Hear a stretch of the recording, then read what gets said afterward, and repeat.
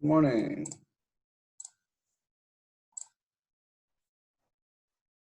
Okay, come on. There we go. It's up. Did I post this in the wrong place or something? Top one. 31. No, yeah, that's it. All right.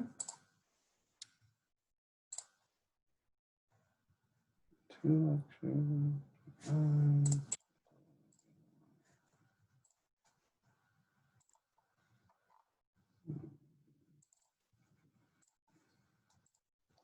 That's going in the background while we do this. That's good. Okay. Yeah, let me give a few minutes for a few more folks to show up. I guess I was a minute or two late getting that link posted. There we go. People are starting to come in. Good news. I did finish grading your exams last night. That's, I look a little bit disheveled.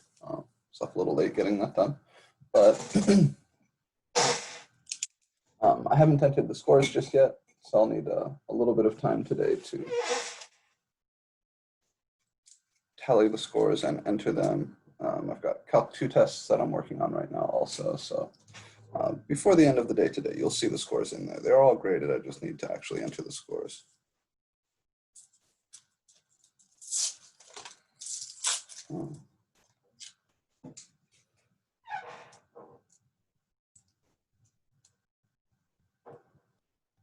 The results, and I haven't looked at any of the statistics yet, but just having gotten a feel from going through and doing the grading, were not awful, but they were not amazing either. There definitely were a handful of very good scores, but there were also a number of mistakes that I saw a few times. And there was one other thing I want to address, but I'm going to wait until I'm pretty sure we've got everybody here to do that.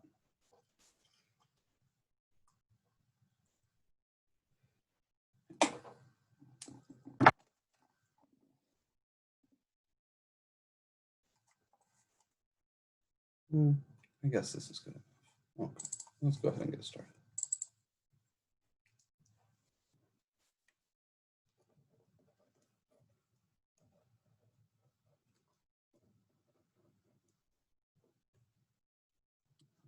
It's the 31st. Okay. So exam 2 has been graded.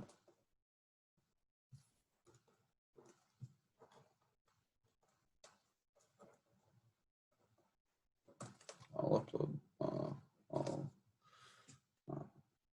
the scores today. And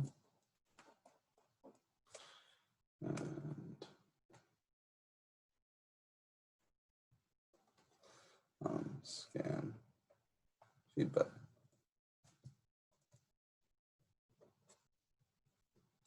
Probably tomorrow.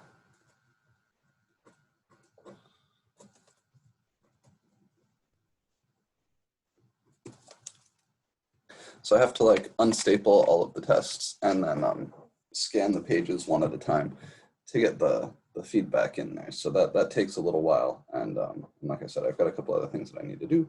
So I probably won't get the scanned feedback in there today, but I'll definitely have the grades in today. The thing I wanted to talk about was cheating. I want to be real clear about this. Using the top, anything from the top 10, 15 Google results on an exam is not wise. Because if you feel compelled to do that, then probably so did a half dozen or so of your classmates. And when I see a solution that is not the natural solution at all, has some weird algebra steps, has some awkward logic, has some things we haven't talked about in class, and a bunch of fucking people do it, it's an immediate dead giveaway that you cheated. I could be ruthless about this. I want to be clear. There are two problems on this test where it's clear that a meaningful proportion of people cheated. Because the solutions are not at all obvious. There is an obvious solution.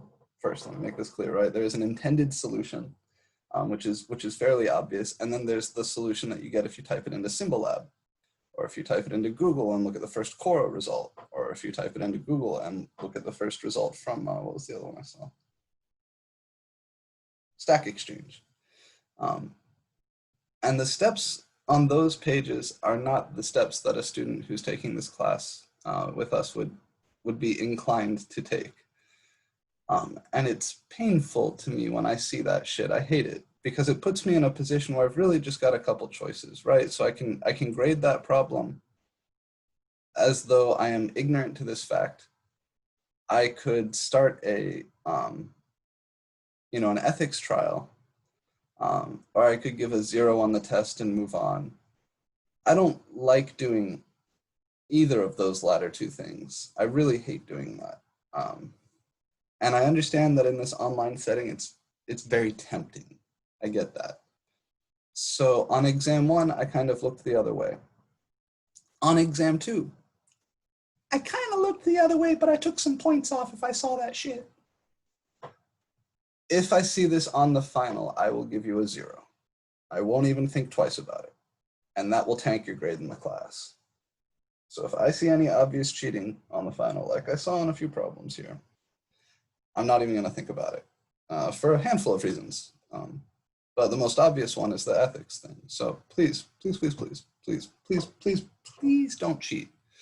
It's more obvious than you think. Even if you do a good job, like writing things down and making it appear to be your work and not skipping steps and stuff like that, just the fact that your solution is a little bit different than the solution that the class would naturally go to and is identical to all the other people who decided to cheat is enough to give it away. It's very, very hard to hide this stuff from someone who actually knows what they're doing. And for better or worse, from your perspective, I've been teaching this shit for several years. And I was also a student once. And so I've got a pretty good eye for it. So please don't cheat, right? If you've gotten away with it thus far, it's not because I didn't notice. It's because I don't want the hassle of an honor trial. But make no mistake, I won't tolerate it on the final. All right, that's it. I'm not gonna say any more about that. Exam 3 is going to be a take-home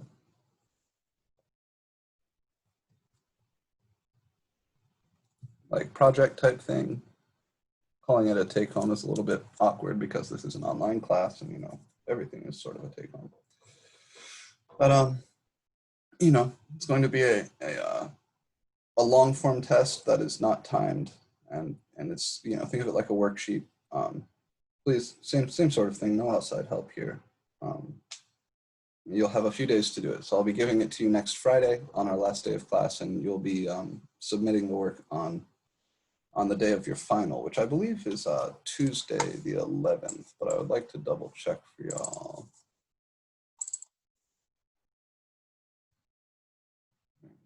Blind. There it is. Yeah, the 11th. Okay, so I will give you guys exam 3, which is like a worksheet, take-home project kind of thing, and this will be given out on the last day of class.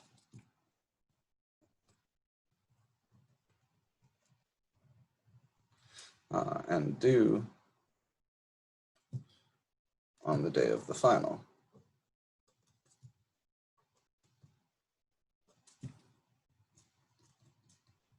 Which is 8/11/20. The final exam is exactly as it's discussed in the syllabus. It's a comprehensive proctored timed final. It's going to be set up on Canvas just like the tests we've been doing. But exam 3 is going to be considerably lower pressure, right? So it's not an abnormal thing to do. I don't want to burn class time on exam 3. That's the idea. I want to have all the time we can to talk about more material before the end of the semester, rather than wasting a class day with you guys taking the test during class. And because I don't feel it would be fair to just put the test on another day and have you do it, in your own time, because that's not the system we've agreed upon. We're going to do it like this. So exam 3, think of it like a worksheet. I'll send it out on Friday of next week. You'll have until the following Tuesday to get it done. As long as you submit the work on Canvas any day or any time on the 11th, which is the day of the final exam, I will accept it. And then the final, of course, will be that day during the allotted time. So take a look at the syllabus for the exact details for the final. Professor, Mm-hmm. will we have any time before the final for like just studying? Like when will be the last day that we're gonna see new material? So Because the we last only day have like we only have like a week and like a few days. oh, you're right. Yeah. So the last day of class is next Friday, and then the following Tuesday is your final. So that gives you Saturday, Sunday, and Monday, really just 3 days to knock out that take-home test and prep for the final. Not much. It's pretty concise there, yeah.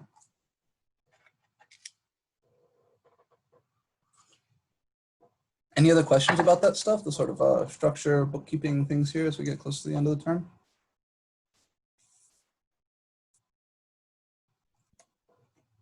Hey, the exam's at 8 a.m., right? I can't remember. I'm not sure. Let's see here. What it is in the syllabus there. It's also on Canvas. Yep, 8 a.m. Yeah, cool. 8 to 10 on not next Tuesday, but Tuesday after next.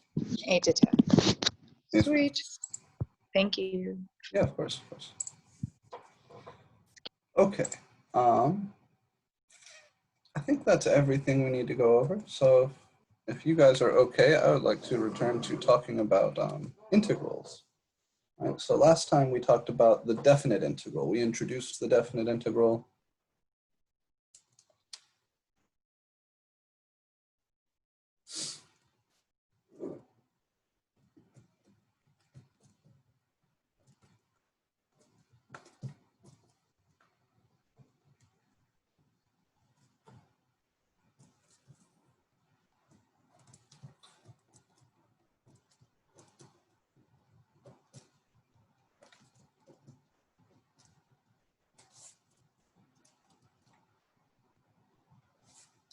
So this is the thing that we write like this.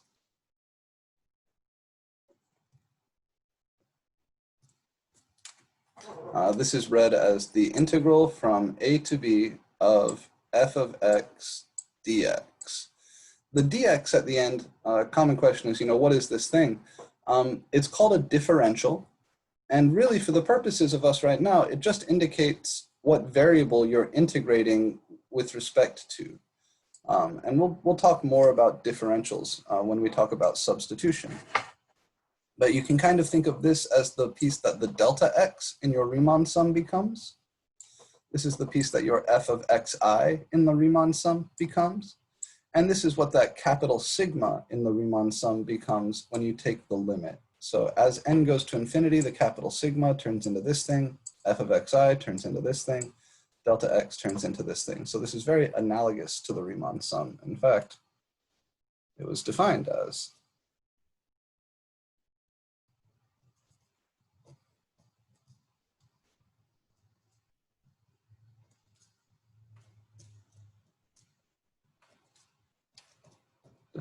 this thing, right?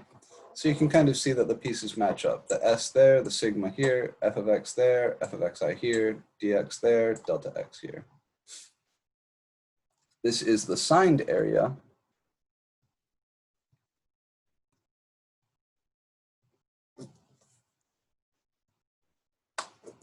Bounded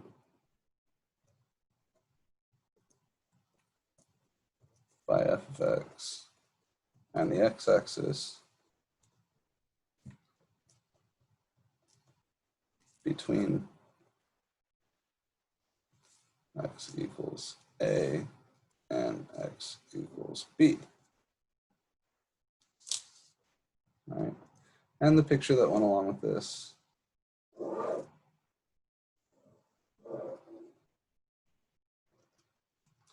That if b is over here and a is over here,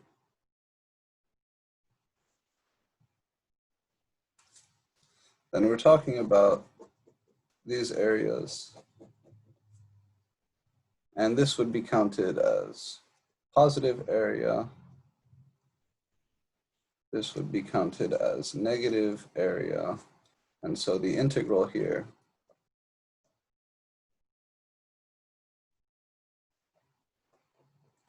would be A1 minus A2. Right, that was the basic idea. And at the end of class last time, I gave you a bunch of properties and theorems, which were all pretty immediate consequences of this definition, just thinking about geometry and symmetries. I'd like to solve a problem or two relating to those properties. And then I want to start introducing what is probably the more interesting thing here, and that's the fundamental theorem of calculus. So first, let me pop up your homework. Oh, sorry, let me set this to start before I was getting going here. So let me get this going so my Calc 2 kids will have it. All right. So let's look at one or two of these problems that have to do with the properties of the definite integral.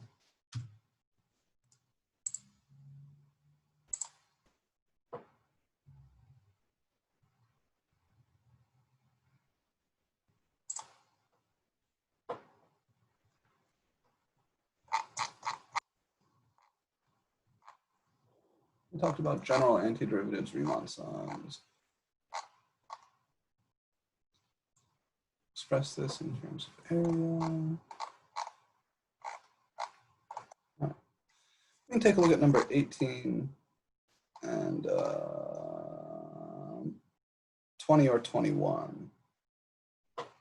Or number 20. All right, let's look at 18 and 20.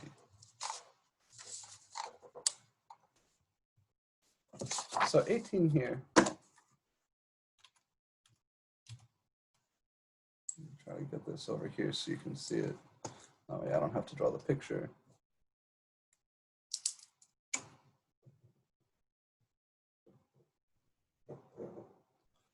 Oh, maybe no. So here's the idea. This piece is a circle, or half of a circle, and these pieces are straight lines, which means the area is bounded by them. I'll just do a rough sketch here. The area is bounded can be calculated using geometry.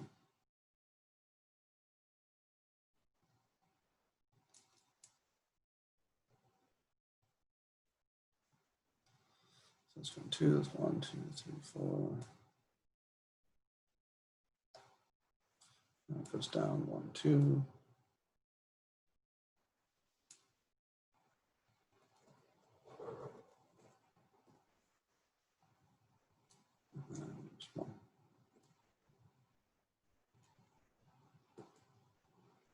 Okay. So we've got something like this. This is 21. They say this right in the middle here is 12. That height is 12. That's 6. So that's 3. Okay. That's good enough. So the areas that we're looking for, if I want to compute the integral from 0 to 6, 6 to 18, 0 to 21. So I'm going to go 0 to 6. I'm going to call this g of x, right? G of x dx, 6 to 18. G of x dx, and integral 0 to 21. G of x dx.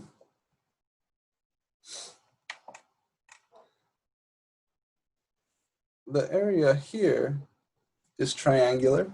We have a means of calculating that area using just geometry. The area here is semicircular, right? So we know the area of a circle, so we can calculate half of the area of the circle. And the area here is triangular. So we've got tricks to calculate all of these little areas, and then we just have to figure out which pieces are being asked for. If this is 12, then that's 1, 2, 3, 4 tick marks. So each tick mark here is 3. So this is 3, 6, 9, 12, 15, 18, and 21. So the integral from 0 to 6, that's this stuff. That's the area bounded by g and the x-axis from x equals 0 to x equals 6.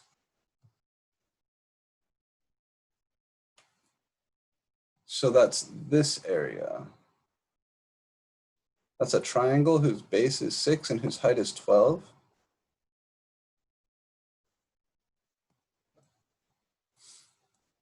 So that's 3 times 12, which is 36. The area from 6 to 18 is this semicircle, but it's below the x-axis. So remember that the area of a circle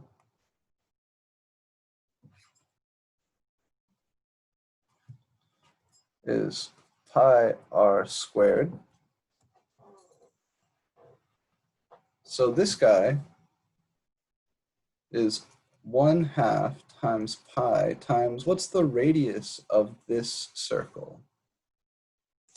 Or of this semicircle? Radius should be like this distance, the distance from the center to the perimeter, which is the same as this distance. So the radius here is 6. Yeah. This is 1/2 times 6 squared. The 1/2 coming because it's not a whole circle, it's half of the circle. But then also we need to make it negative because this area is beneath the x-axis. And that's the whole thing with the integral measuring signed area, right? The integral doesn't just measure area. It measures the area as positive if it's above the x-axis and negative if it's below the x-axis.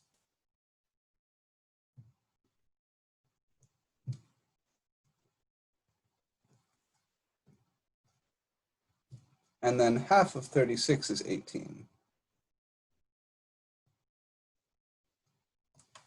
So this is negative 18 pi. And then finally, if I wanted to calculate the area from 0, or the integral from 0 all the way out to 21, that means I want all this area. So I would take this area together with this area measured negative, together with this area measured positive. Now here, the base of this triangle is 3, the height of this triangle is 3. So what I would do is I would say, well, this is equal to the, and this is where I'm going to use one of those properties of the integral that we did before. This is the integral from 0 to 6 of g of x dx, plus the integral from 6 to 18 of g of x dx, plus the integral from 18 to 21 of g of x dx.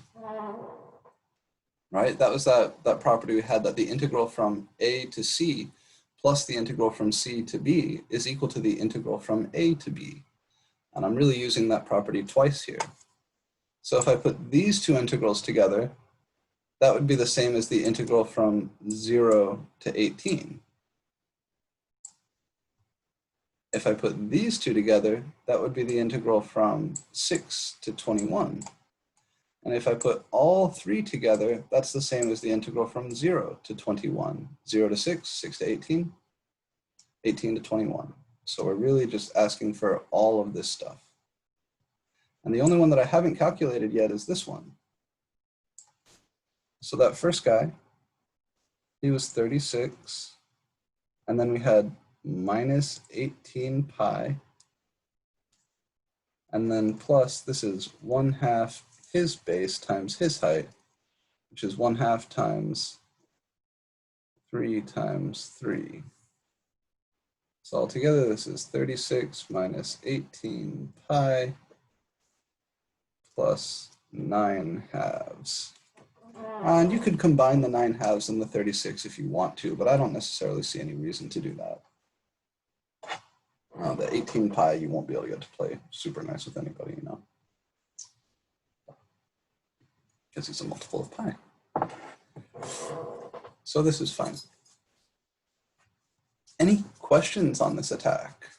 This is a fun little problem to help us get used to what integrals are and what they do.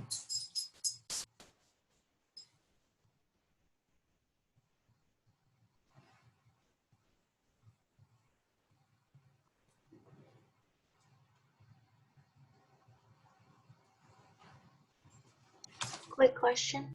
Yeah, please. What is that long S called again? This is called an integral. So the long stretched out S, like this one right here, I would read this as the integral from 0 to 6 of g of x dx, but it's called an integral. And this thing on its own is just called the integral symbol. Why does it look like we're reading it backwards? I'm not sure. In what sense do you feel like we're reading it backwards? I don't know, I'm sorry. No, it's okay. Yeah, so it's called an integral, and it's a lot like the capital sigma summation operator, except we're kind of summing over all the real numbers between 0 and 6, rather than over all the whole numbers between 0 and 6. There's a lot of different ways to interpret this thing. And what I'm going to show you guys today is the main theorem that connects the area problem to all the calculus that we've been doing so far in the class. Now, there was a good question in chat. Yeah, we don't need any wonky formulas if you can recognize the areas using geometry. If you can just figure it out from the graph, then there's really not much else you need to do. But of course, that's not always going to be the case. So what we'll need now, make sure I'm getting the name or the section titles correct. I do want to make sure I'm also going in the right order.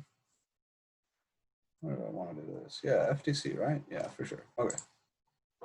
So, FTC is section 5.3. Yeah. So this is where we're going. The word fundamental is kind of a big deal, right? Anytime you see the word fundamental, you know you're in for a real ride. Today we're going to talk about the fundamental theorem of calculus. So we're going to enter section 5.3, and I'm going to show you some wicked cool shit.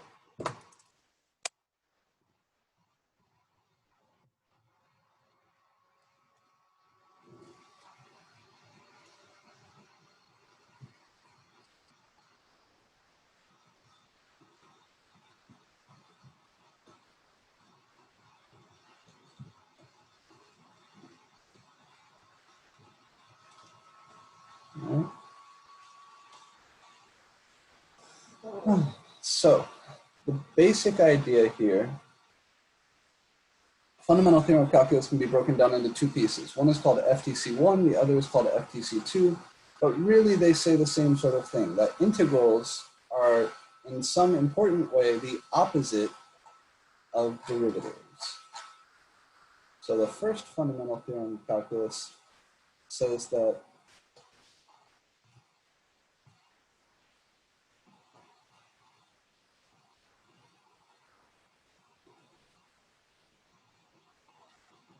if f of x is continuous,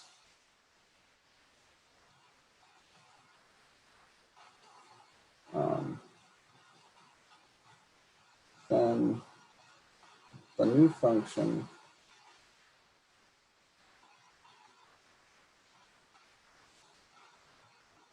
g of x, which I define as the integral from a to x of f of t dt, is differentiable.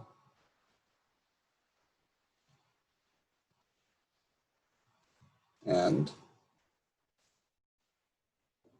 g primed of x is f of x. So this says if you differentiate something like this, you get the function inside.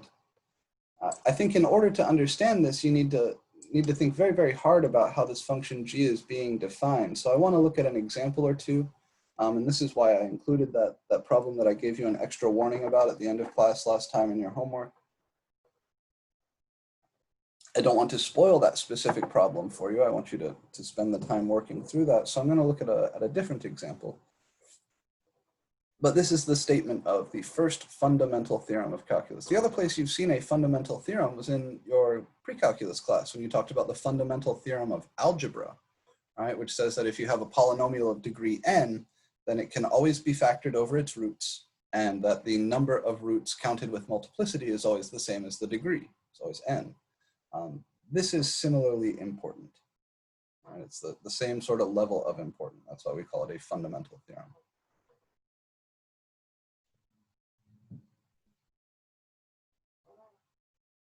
Okay, so let's everybody get this in their notes, nice and clear. Make sure you've got all the symbols right.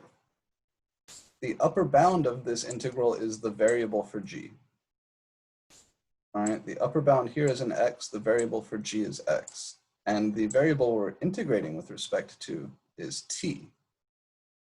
So g of x is defined to be the integral from a to x of f of t dt. Be careful that you write this exactly as it is here. And the basic idea is if you integrate a function which is continuous, then the result is differentiable. And the derivative of the result is the original. So remember, continuous and differentiable don't mean the same thing. This is something we harped about a lot leading up to exam 1. Right? What's the difference between being continuous and differentiable? Continuous means connected, means that the graph is one piece. Differentiable means the graph is nice and smooth. So not just connected, but also smooth, no jagged corners. So somehow integrating takes something that might not be smooth, but is at least connected, and turns it into something that is smooth. So integration is a smoothing process somehow. Somehow, if you take something that might have some jagged corners and you integrate it, the result won't have any jagged corners. So integration is kind of like walking the opposite direction along the differentiation chain. That's a big deal. And that's actually the statement of FTC2, but we'll get there. So let me keep this up here to try and keep it in our brains. Yeah, I can play with the camera a little bit. Let's do it like that. All right. Is this to determine the time it takes for something to become continuous to differentiable and the aspects of physics? Is that what t is, time, or? T is usually time. Yeah, here I just need another variable. So t is the usual variable to use here. So it's not necessarily time. You could use an S or a Z or something else if your brain wants to immediately go into physics mode when you see a t. But I'm sure there is an analogy. Usually this integral, if f of t there was a displacement function, then this integral would be measuring the distance that something has gone. If f of t is a velocity, then this would be measuring, oh no, I'm sorry, yeah, if f is a velocity, then this would be measuring distance. If f is an acceleration, then this would be measuring speed and that sort of thing. But I'm not aware of an immediate connection as far as the smoothing properties are concerned. So I guess if you took something whose acceleration was jagged and you integrated it, you might end up with a smooth velocity. That is true. And you might be able to think about a connection there to motion, but I'm not aware of one off the top of my head. But just for fun, let me consider this guy. Oh, sorry, I wrote a t there and an x here. This should be a t. So f of t is the absolute value of t minus 2. We know what that graph looks like.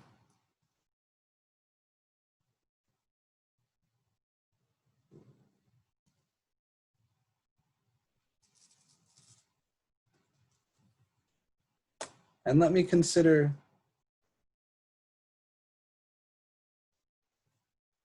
making g of x the integral from 0 to x of f of t dt. And let's just try to evaluate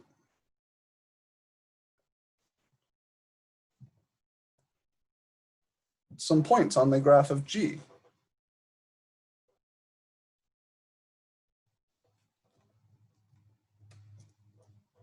What's G of 0? Well, it should be the integral from 0 to 0 of f of t dt. And what is the integral from 0 to 0? What's the area underneath the graph of f from 0 to 0? Don't think too hard. Nothing. Yeah, because I got no width, right? My width is 0. My base is 0. All right, what about g of 1? That's the integral from 0 to 1 of f of t dt. You see what I'm doing, right? I'm plugging in for x here. So g of 0, I plug in 0 for x here. That's the integral from 0 to 0. G of 1, I plug in 1 for x here. That's the integral from 0 to 1. So g of x is the area underneath f from 0 out to whatever x is. So g of 1 is the area underneath the graph of f from 0 to 1. I can calculate this using geometry by splitting this region up into a triangle and a square. So the square here has area 1 by 1, and the triangle has base 1 and height 1. So this is 1/2 plus 1, which is 3/2, or 1.5.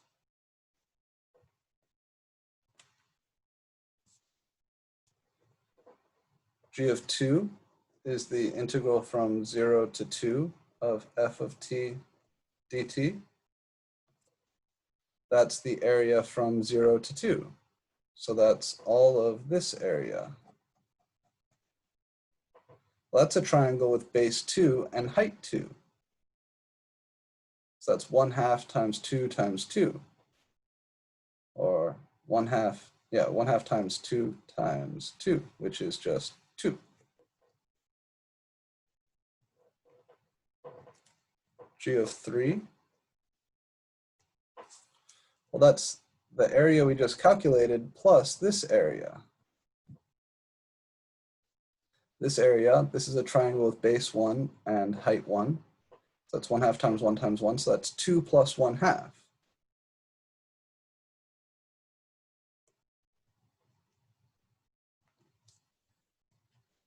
Which is 5/2, or 2.5. Let's do one more. G of 4 is the area from 0 to 4. So that's all of the shaded area here. So this area is 2. This area is also 2.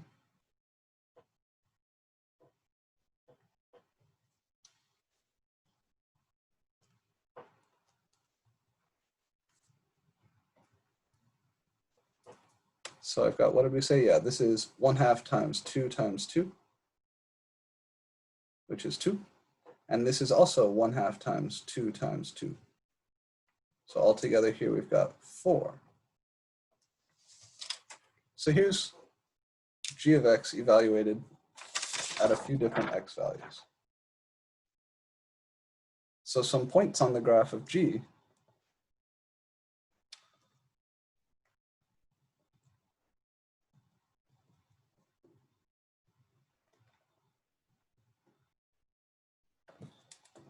Zero comma 0, 1 comma, I'll write them as decimals because I think it's easier for you guys to see that way. 2 comma 2, 3 comma 2.5, and 4 comma 4. So if I wanted to draw the graph of g,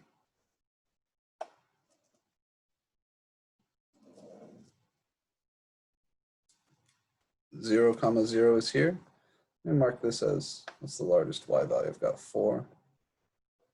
So I'll mark this as 4. So then this is like 2, and this is like 1, and this is like 3.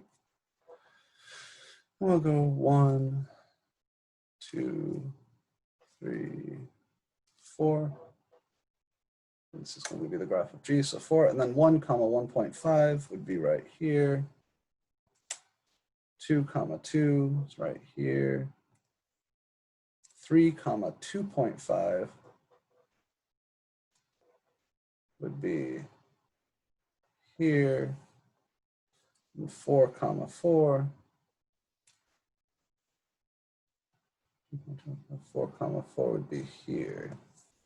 So the graph of G that we get here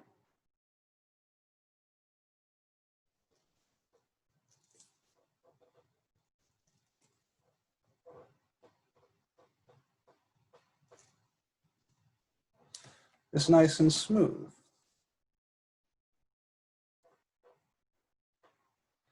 In fact, at 2, yeah. So this is the graph of G of X. Really, I guess this should be briefly horizontal here. So it should be a little bit more like this, and like this. Yeah.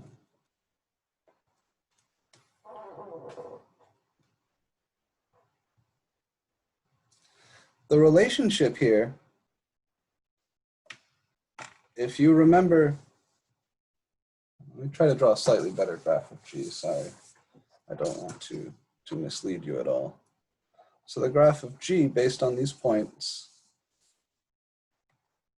I want to put them right next to each other to hope that you can see them.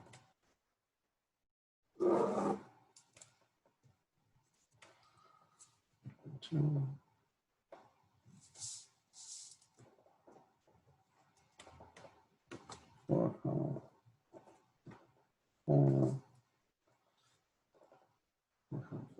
Each other, it's like this, and like this. Okay. So 0, 4, 4. This is the graph of G of X. This is the graph of F of T. If I put these two graphs next to each other and asked you, what's the relationship between F and G? What would you say? I want you to think very, very carefully. Notice that this function is everywhere increasing. This function is everywhere positive. When this function is 0, this function has a horizontal tangent line. When this function is decreasing, this function is concave down. When this function is increasing, this function is concave up. What is the relationship between F and G?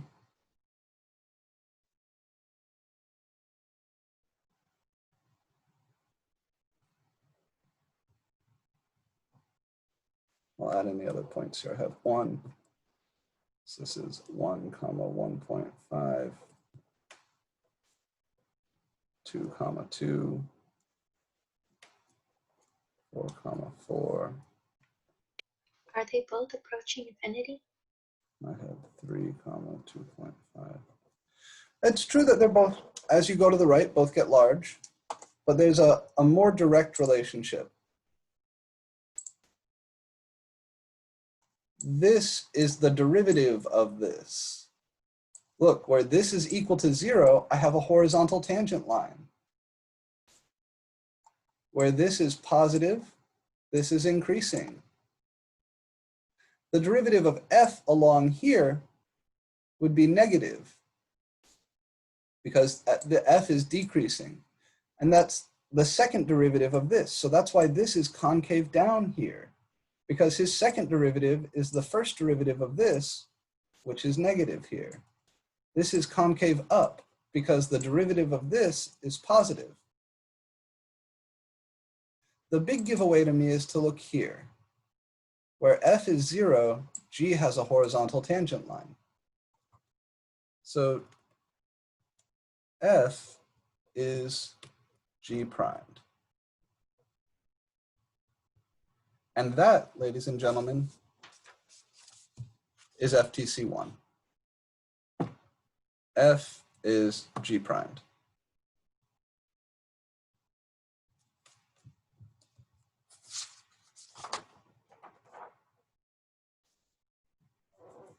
This is kind of a big deal.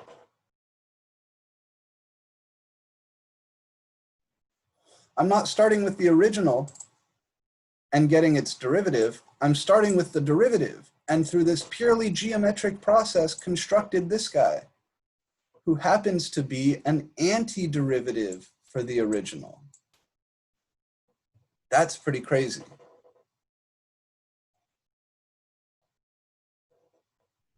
So it's going to take a second for this to sink in all the way.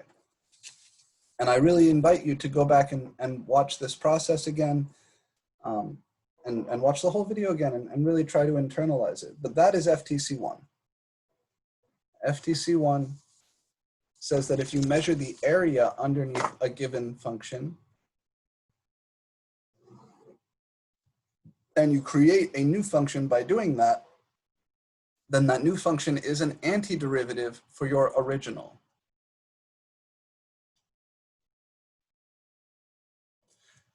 Also notice that f was not differentiable, but g is, right? This function is not differentiable right here because of this sharp point. It's not smooth. It is continuous, but it's not smooth.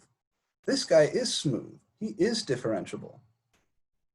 So that's integration as a smoothing process. Okay.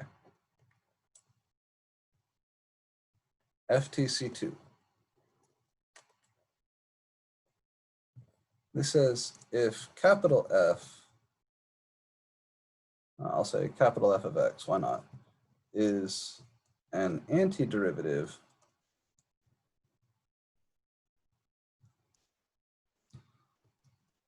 for little f,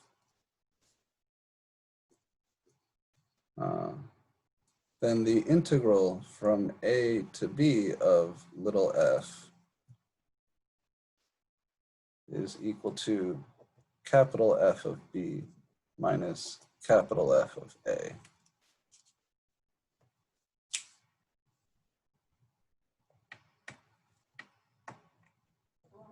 This is the second fundamental theorem of calculus. I'll make sure I'm saying this the same way your textbook is. This is the one we use all the time. Yeah, they have this hypothesis in here that f is continuous on AB. It's actually not necessary. You can throw that away, believe it or not. But yeah, if capital F is any antiderivative for little f, then you can evaluate this integral by looking at the antiderivative evaluated at endpoints. And this is a consequence of FTC1. Proving this is not terribly hard, but it's not the sort of thing that I think you'll gain a lot of insight from. So for right now, what I want to do is start getting some practice with this stuff.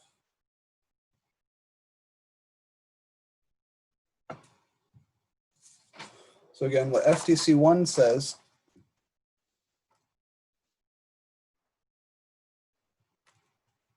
i.e.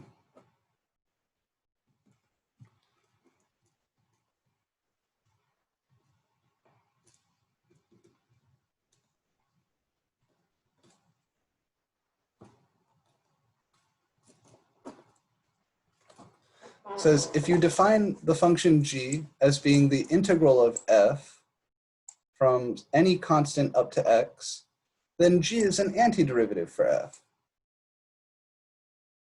And FTC2 says, on the other hand, if you happen to know an antiderivative for f already, then you can evaluate the integral of little f by evaluating the antiderivative. So they're very much connected, but you're going to have to think a little bit about exactly how they're connected. I recommend reading the section of the textbook. This is one of those sections that's a little bit conceptually challenging. The calculations are also hard, but the concepts here are the big challenge. We use FTC2 all day. You're going to use FTC2 through the rest of this class for calculating integrals, and then through all of Calc 2 and 3 for calculating integrals. FTC1 is kind of not something that has a whole lot of utility, but it's the key to understanding FTC2. And if you want to understand FTC1, these pictures we drew are your friends.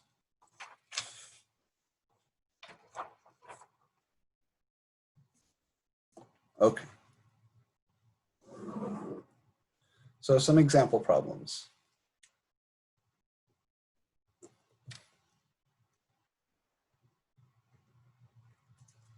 Let's evaluate the integral from 0 to 3 of x squared dx.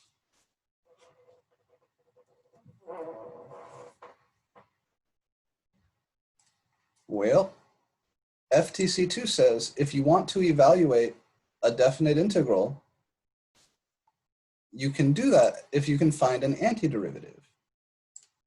If you find an antiderivative for the function you're trying to integrate, then you can just plug the bounds of the integral into that antiderivative and subtract them. So here, little f of x is x cubed. An antiderivative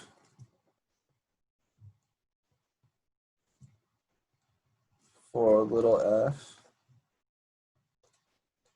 sorry, I say x cubed, x squared. Sorry, x squared. So what is an antiderivative for x squared?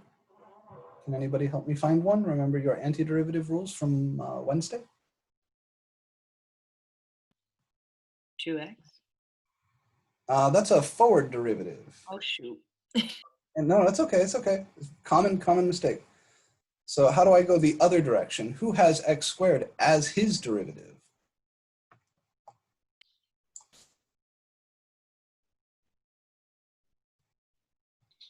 Are you just adding one to it? Yeah, that's the idea. So I add 1 to the power. Remember your power rule? Huh. So it is The that. power rule for antiderivatives says that an antiderivative, if little x is x to the n, then capital F, you have to add 1 to that power and then divide by that new power. So here, capital F would be x cubed over 3. Because if I differentiate the x cubed, I would get 3x squared. And I just want to get x squared. So I need to divide out by the 3 to make sure I don't end up with a 3 that I don't want. Okay, thus by FTC2, the integral from 0 to 3 of x squared dx is capital F of 3 minus capital F of 0, which is 3 cubed over 3 minus 0 cubed over 3, which is 3 squared is 9.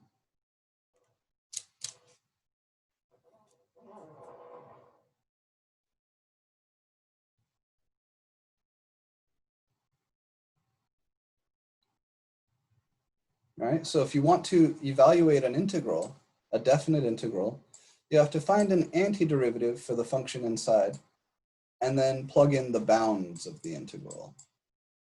There is a special notation for this.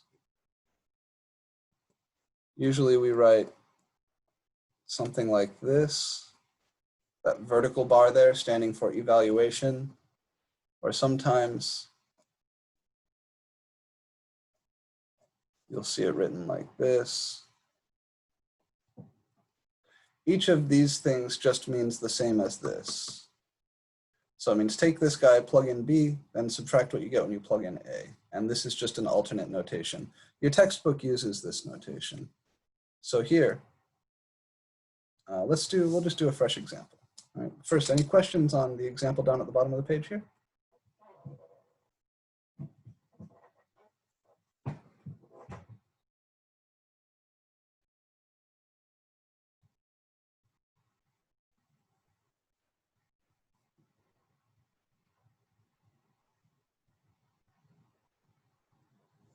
Okay.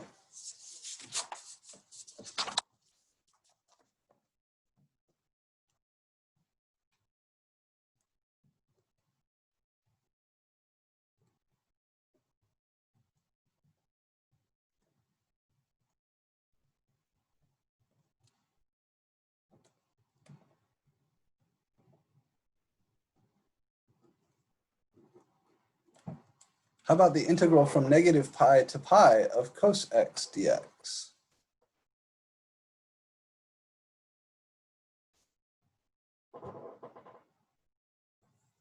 So again, I need an antiderivative for the cosine function.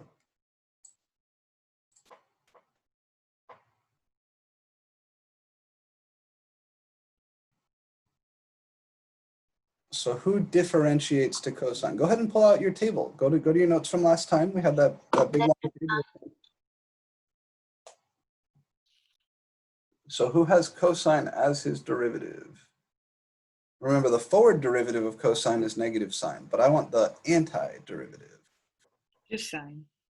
And I'm going to go ahead and use that evaluation notation. So this is sine x evaluated from negative pi to pi.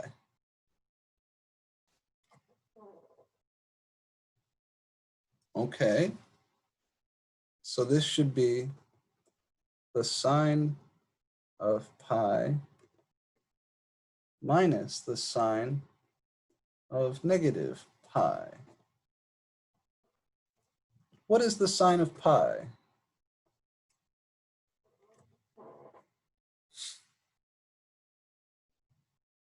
Think on your unit circle. -1. Cos of pi is -1. Oh. This is 0. And the sine of negative pi, so here's my unit circle. Pi is over here. So this is positive pi. And negative pi is just rotating the opposite direction, gets me to the same point. So this is 0 minus 0, which is 0. And if you want to think about this integral in terms of the areas, you can look at your graph of the cosine function.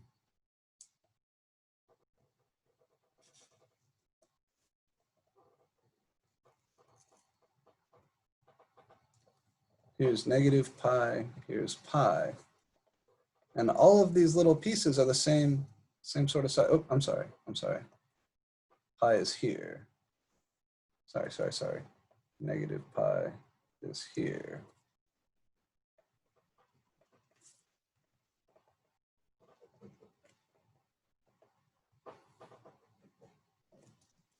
So you've got this piece in the middle, which is positive, and then you've got these two pieces on the outside, which are below the x-axis, which are negative. And these two add up to the same as these guys. So you end up with 0 overall.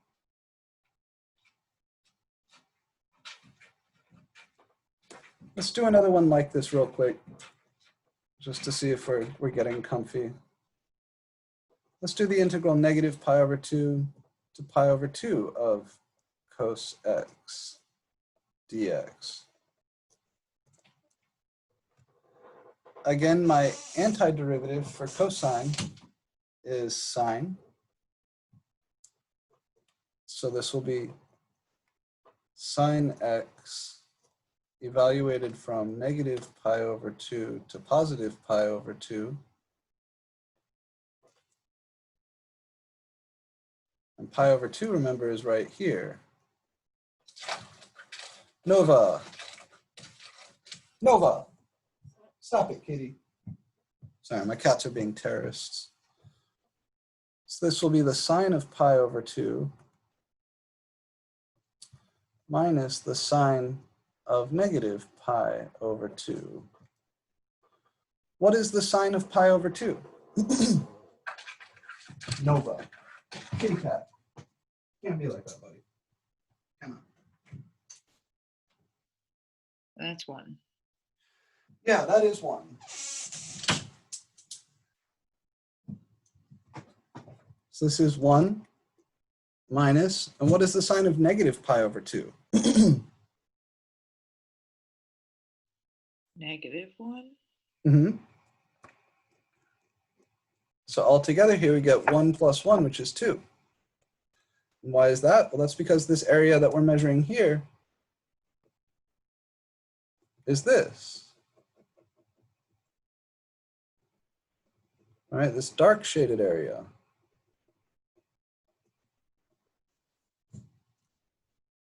This guy is 1 and this guy is 1. So in the first problem, the areas canceled perfectly because you had equal amounts below and above the x-axis. In this second problem, the area is all positive.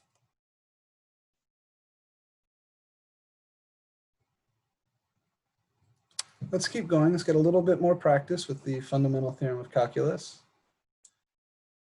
How about the integral from 1 to e of 1 over x dx?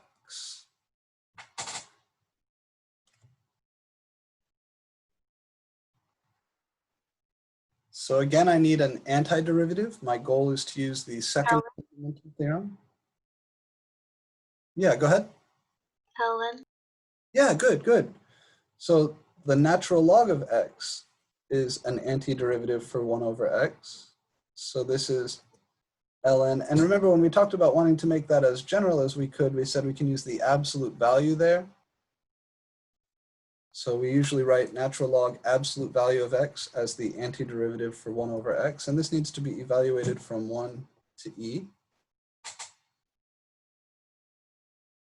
So this would be the natural log of e minus the natural log of 1. What is the natural log of e? E. Think carefully about how we define ln. First, maybe what is ln of 1? Does anybody remember that? 1. So the ln of 1 is 0. The ln of e, we should be asking ourselves, to what power must I raise the base of the natural log, which is e, in order to get the inside here, which is e. So this is 1. So this is 1. And some people take this to be the definition of the number e. You can think of it as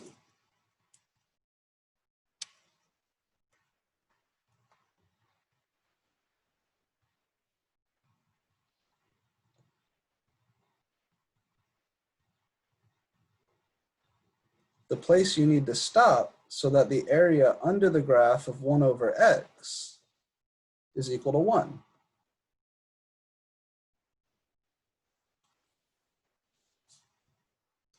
And this is also another way to define the natural log function. You could say that the natural log function is by definition the integral from 1 to t of of 1 over x dx. You could say that is the natural log of t.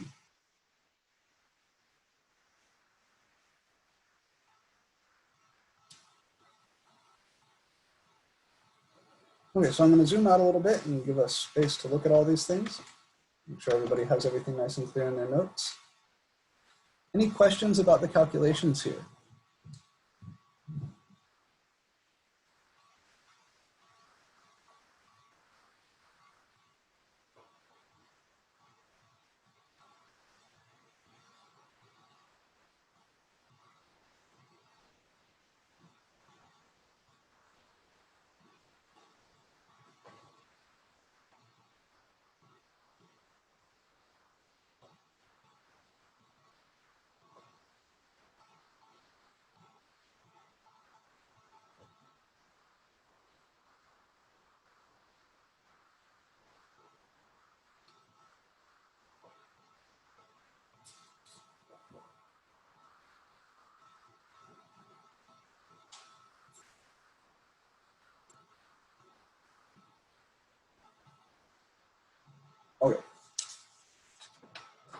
So I would like for us to get a little bit more practice.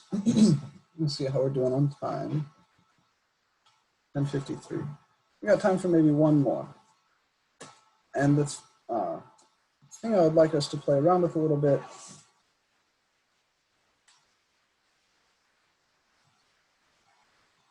Let's look at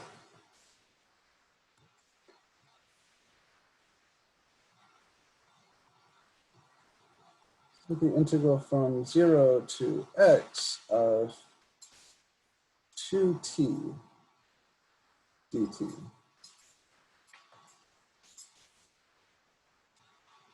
Come on. So this is an integral we could calculate a few different ways. 2t is a line through the origin with slope 2. And so if this is 1, then this is 2. All right.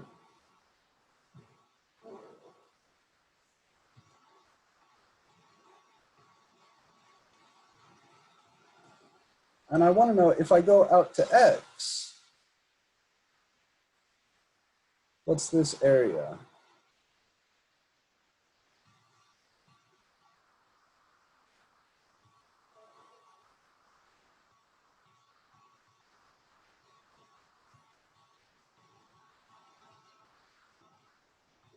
And because I'm on the graph of f of t equals 2t, the point at x there is x comma 2x. So purely by geometry, let's do it like this.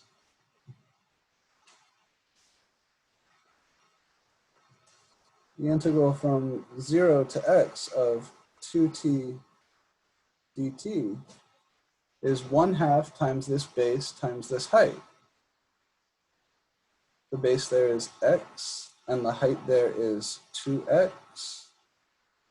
So this is 1/2 x squared times 2, and the 2 and the 1/2 cancel, and we just get x squared.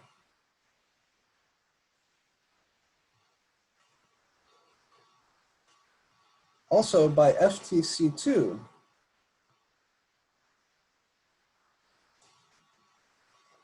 the integral from 0 to x of 2t dt, I should find an antiderivative for 2t and then evaluate between bounds.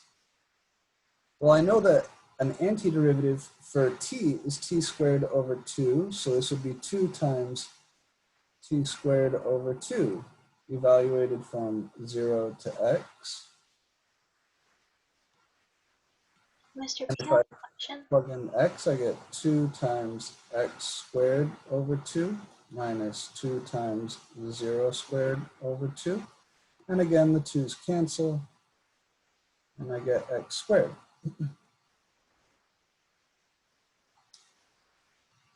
So some of these problems can be thought about in multiple ways. If the integral represents an area that you can calculate using geometry, at least on the homework you're looking at right now, that's what you should do. Right? For this week's homework, for the homework that's open, they're all like that. There aren't any problems that require you to calculate an antiderivative besides the problems that explicitly say calculate an antiderivative. But I would also like you to be thinking about antiderivatives as you go through that homework. Even the area problems, even the problems that don't say anything about antiderivatives, be thinking about them. Because the homework next week is all going to be about FTC 1 and 2. And we're also going to introduce something called a substitution, which is a way of doing a coordinate transform in these integrals.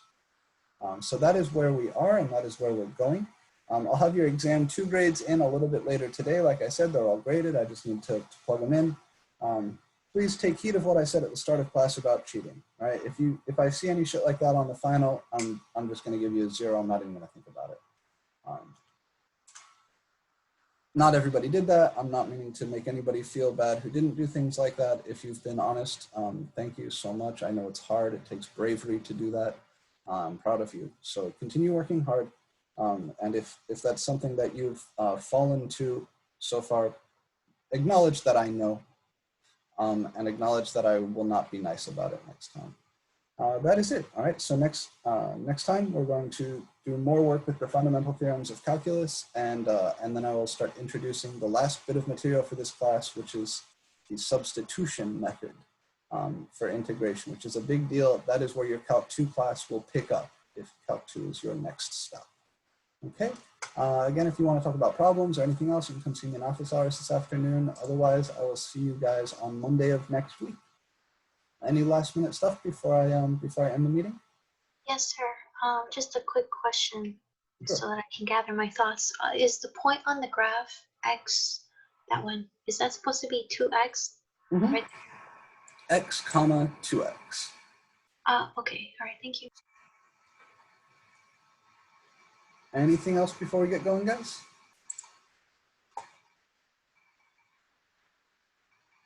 Okay then. Have a good afternoon. If you want to talk, come see me in office hours. Otherwise, I'll see you Monday.